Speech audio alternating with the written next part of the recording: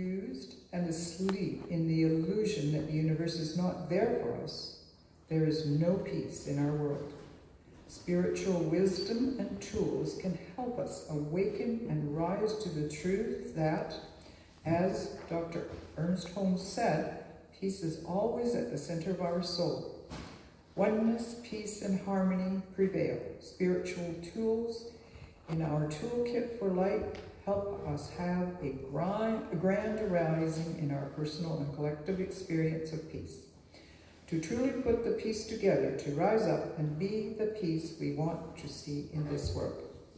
So this morning we have a lovely subject called Activity of Peace, and this will be presented to us by our own Reverend Stephanie St. Amand. Please help me welcome.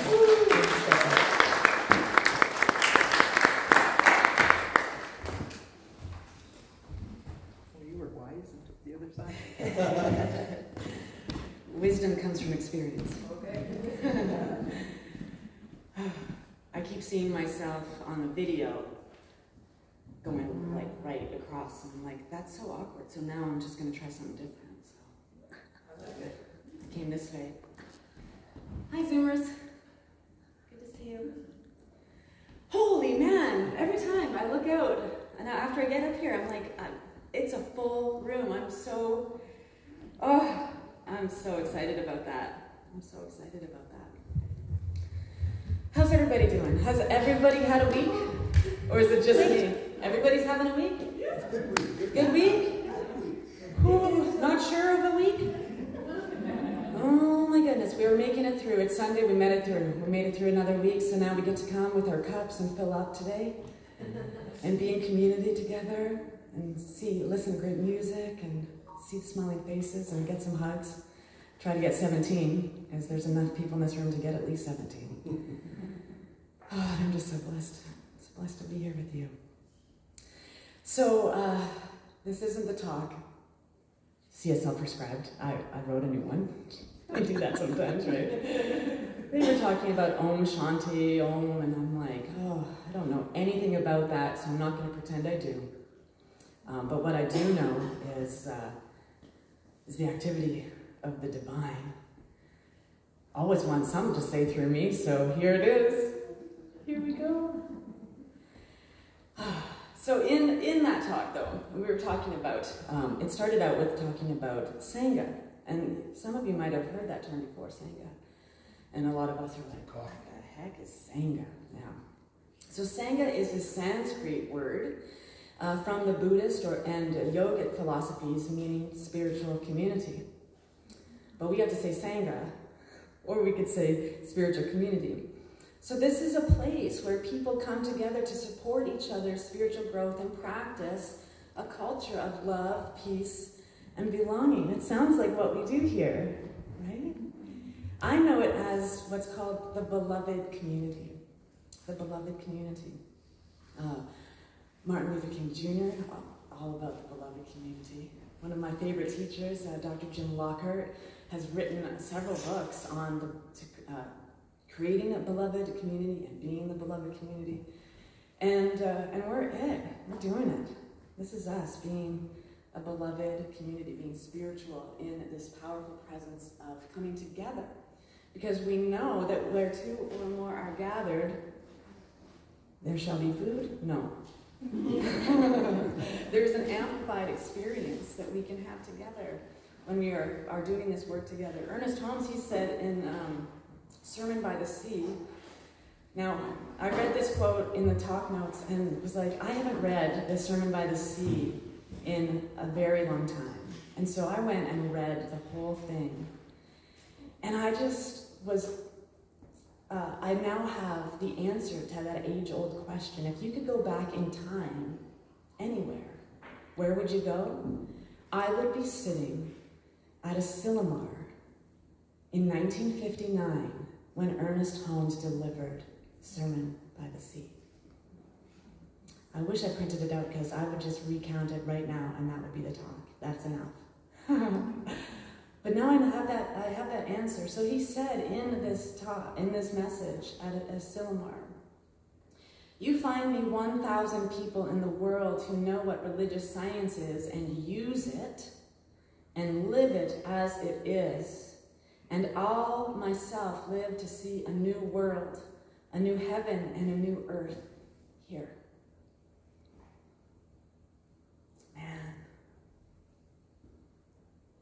We teach this teaching every single Sunday. We've got classes, we've got workshops, we're always trying to dive in deeper to understanding what is absolutely simple. Change our thinking, change our life. It is so simple. The human condition within us says, we must make that complex now. We need to add some complexity to that statement. And so, the activity of peace for me is this.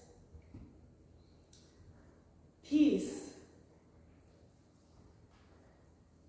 I am peace, being peaceful. Because peace is a principle, it's an idea. But how do we create peace on earth? How do we create peace in our own lives? It's only by being peaceful. Finding within ourselves this beautiful, magical thing that is calm, zen expressions. And so, I hope that you get as jazzed about this quote as I did when it found me. I don't find things, they find me. So Ernest Holmes, he said, in The Science of Mind, like the big book, right? I was also going to bring my textbook today so I could hold it up while talking. Right? He said, the principle of any science is invisible, theoretical, as is our idea of spirit. No one has seen God. No one has seen life. What we have seen is the manifestation of life. We've seen the activity of it. No one has seen intelligence. We experience it. No one has ever seen causation. We can see what it does. We deal with its effects. We do not see beauty. The artist feels beauty and depicts it as best they can. And the result of their effort is what we call beautiful. We do not see life, we experience living. Causation is invisible. Causation is invisible. The divine, infinite, powerful presence that is back of absolutely everything is invisible. And yet we see it every single day when we look at each other. We see what intelligent presence has caused through its own substance and source so that we can be in this room together now, today. So that we can log into Zoom and be present today. I am peace, being peaceful, because I am spirit, being spirit. I am that activity. And this is Ernest Holmes heavy today, you guys. I've read Sermon about the Sea, and I'm like, oh, I love this man. I love this teaching. I love this teaching. This teaching has changed my life. And Bob Proctor, he said, if you find something that changes your life so deeply and so profoundly, your sole responsibility now is to share it with others.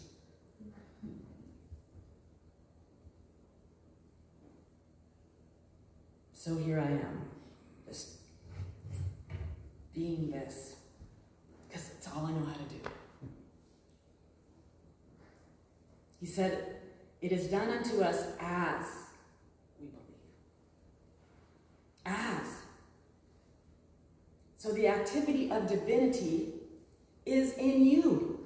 The activity of divine source and substance is the expression of your unique and unrepeatable self. Everything that you are. And so the activity of peace in the world is as I believe. As I believe. And our minds get busy. Or am I the only one that's got a hamster playing with a monkey on a wheel? Some days it's a unicycle. Just a hamster juggling monkeys. No, wait, a monkey juggling hamsters would be probably more physically capable. But that's going on in my head. Every day. Every day. So I trust that because it's in my mind, it's also in yours. Because we are sharing this infinite mind. We are the whole of this divine mind. We are the wholeness of it. And so, when we are in our own divinity, oh, it's so easy. So easy. When we remember who we are, when we remember that we're loving and forgiving and trusting and compassionate, oh, life is so easy. And then someone cuts us off because we're running late, and then my tire pops, and oh my goodness, it just starts. We hear that saying over and over again, and so we affirm it. When it rains, it pours. Right? Oh, I had a rain, it poured week. I did. And it is so beautiful because I will not take any opportunity to change my mind for granted.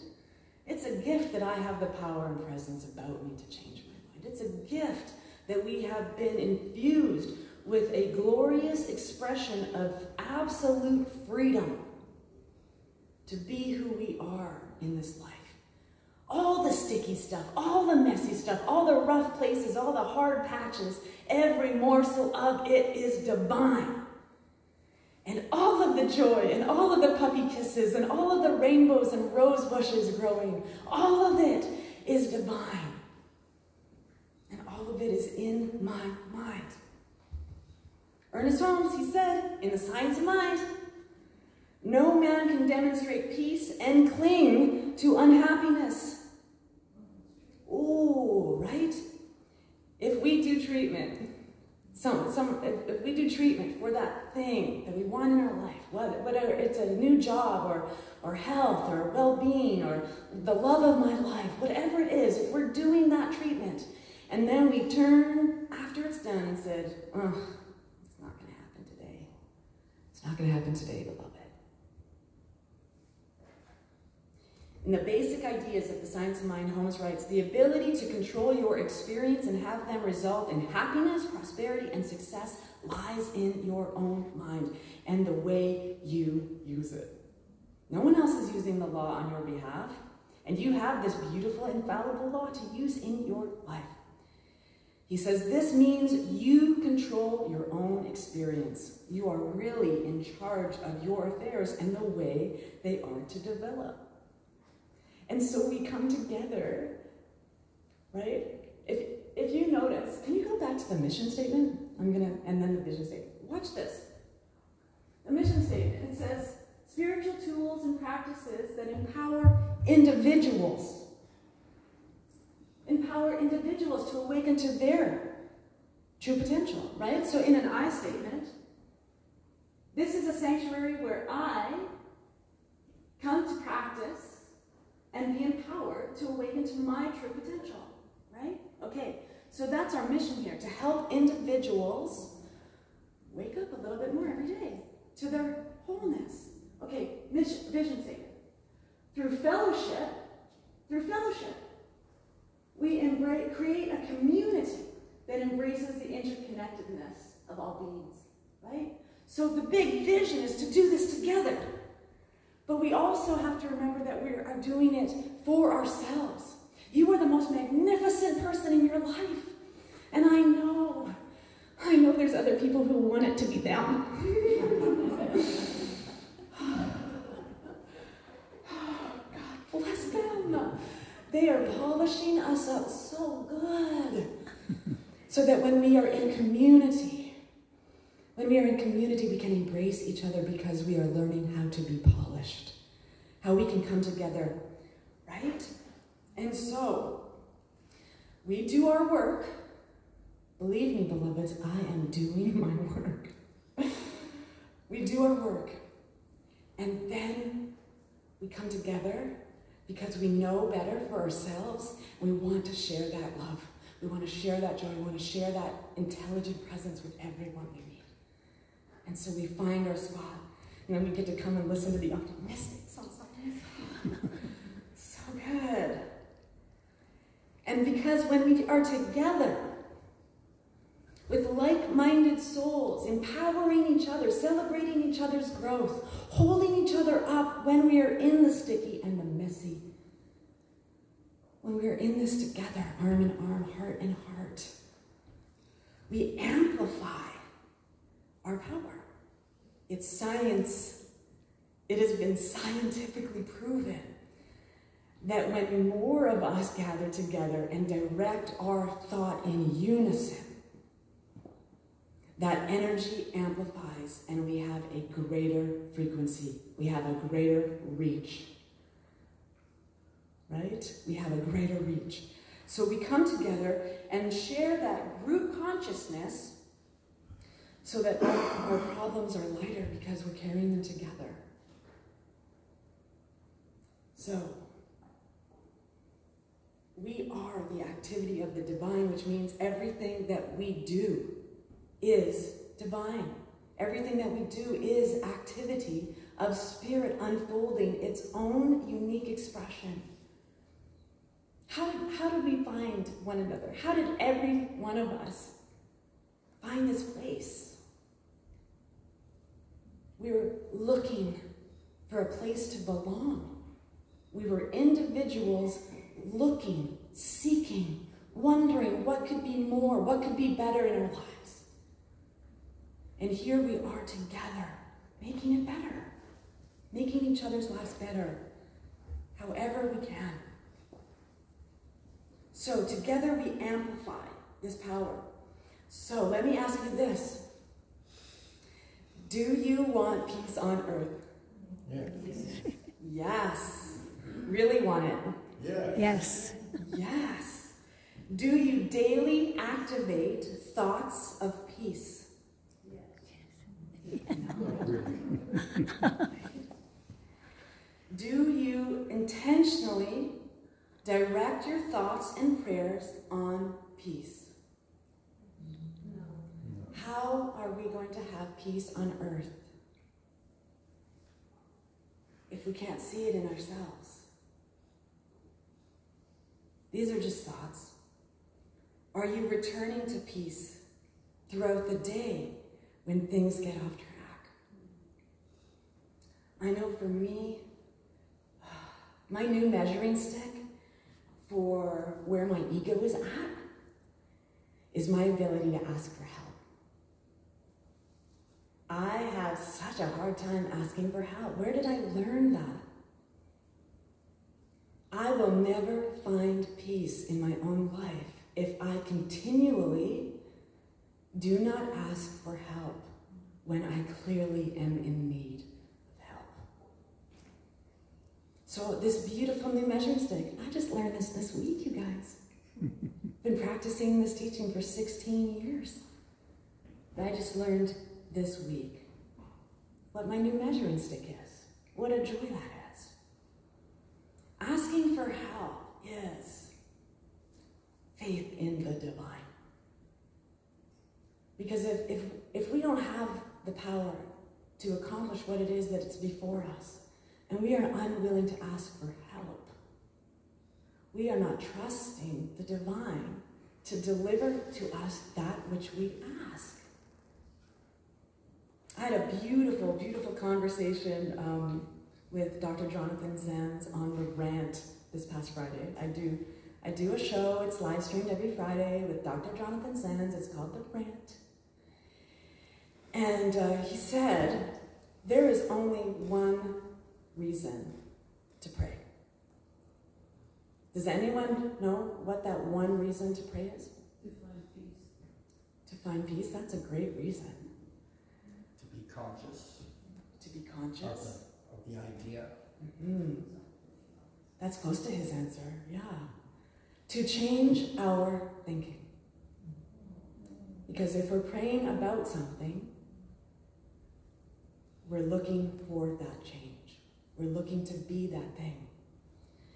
Ernest Holmes, he said, a prayer is a movement of thought within the mind of the one praying along a definite line of meditation that is for a specific purpose. Do we know what we want our life to look like? That's the first question. So if we don't know what we want our life to look like, our first prayer is clarity. Our first expression of that. So faith in that, faith in trusting that if I ask someone for help, God has already sent them to me. Because whatever is before me is for me. And this might just be my opportunity to learn a deep lesson of humility, practicing asking for help. So when we want peace in our lives, that's the work. If we want peace in our lives, the activity we must do is being peaceful. Practice peace. Practice. All of this is practice. No one was given a manual. There is no exam at the end of this life. And all we do in between is practice being who we are called to be. If we want peace, we get to be the activity of it. If we want love in our lives, we just heard it. If love is what you're after, give yourself to love. If peace is what you're after, every morning, wake up and say, welcome peace. Wherever I am going today, I see peace. Peace finds its way to me. I direct and intentionally send out before me a path that is clear and perfect for peace to show up in my life. I know that today peace will show up in my life in ways that I can see and touch and know and feel the evidence of the divine working through me. Marianne Williamson wrote, oh, not an Ernest Holmes. She said, our thoughts and prayers can change the world. And I'm in this teaching because I believe that. I believe that thoughts and prayers can change my world. And so, coming together, again, we're doing our individual work and we are in a community. So coming together, have you ever heard of the power of 8? Right? This beautiful Lynn McTaggart, years ago, she wrote this book, The Power of 8. She is a scientist. She is not a spiritualist. She is a scientist, and she did a scientific study on the energy of groups of people and how their thinking in a unified way can expand its results. So she took our teaching and brought science to it so beautifully. She said, intention appears to be something akin to a tuning fork, causing the tuning forks of other things in the universe to resonate at the same frequency. Right? We do that. If someone is joyful in this room and they come bounding in, everyone turns and the energy rises. Right? And we know this is also true. If someone's having a rough day and comes in, we tend to vibrate and tune in to that level because it's everywhere in this room. We are not separate energetically from one another. She says, a single collective directed thought is all it takes to change the world. A single collective directed thought is all it takes to change the world. So for me, how I change my thinking, what I've used in this teaching is affirmative prayer. Affirmative prayer, spiritual mind treatment, prayer meditation, talking nicely to ourselves. Whatever it is we call it, it works. The science is backing us up.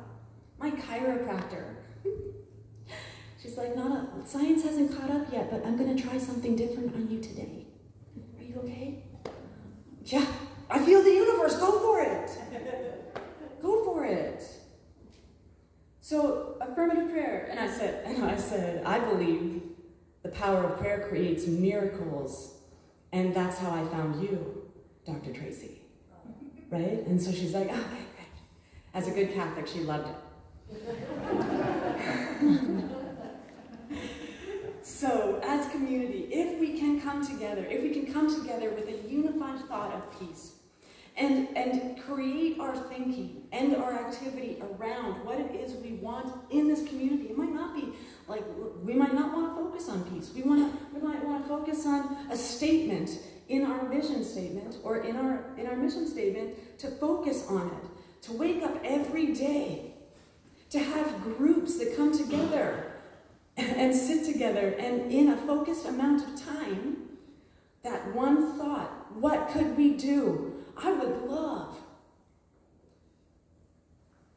to be one of Ernest's 1,000, to use this teaching to better the world, because I know it betters my own life. So we are peace because I am peaceful. However we're showing up is, once again he said, I know that because the divine mind has created us all, we are bound together in one infinite, perfect unity. One infinite, perfect unity. Each and every one of us right here in this space. Right here in this space. And we are communal beings. We are folks that love to be together. Human beings. We've lost that connection sometimes. But we come together in love and support and for a high purpose. So the power of affirmative prayer, the power of our mind, is the divine's activity becoming form. Mungi Ngomane, who wrote Everyday Ubuntu, said, if we are able to see ourselves in one another, our experience in the world will inevitably become richer, kinder, more connected. If we look at others and see ourselves reflected back, we inevitably treat people better. So, I already, and then I said, oh, check out the vision statement. Yeah, did that. We are this place. And I had this profound thought in my living room this week. I was like rubbing up against people this week, right? And I had this profound thought, and it's probably been said before because in the infinite mind there is no original thought. But I thought the only I in community is the one centered in unity. Because if you saw the spelling of the word community, that's where the I is, right in the middle of unity. And so we can come together to change the world. We can be exactly who we are called to be in this beautiful expression of life. I'm going to skip 2 pages because that was a long talk already. And I could go on about this forever. But what I know is that we're in the right place. We're in the right time. We have the tools we need to get this done, and we have one another. Amplified. I mean, amplified. So let's do this. Let's be peace, being peaceful together. Thanks so much for listening to me rant.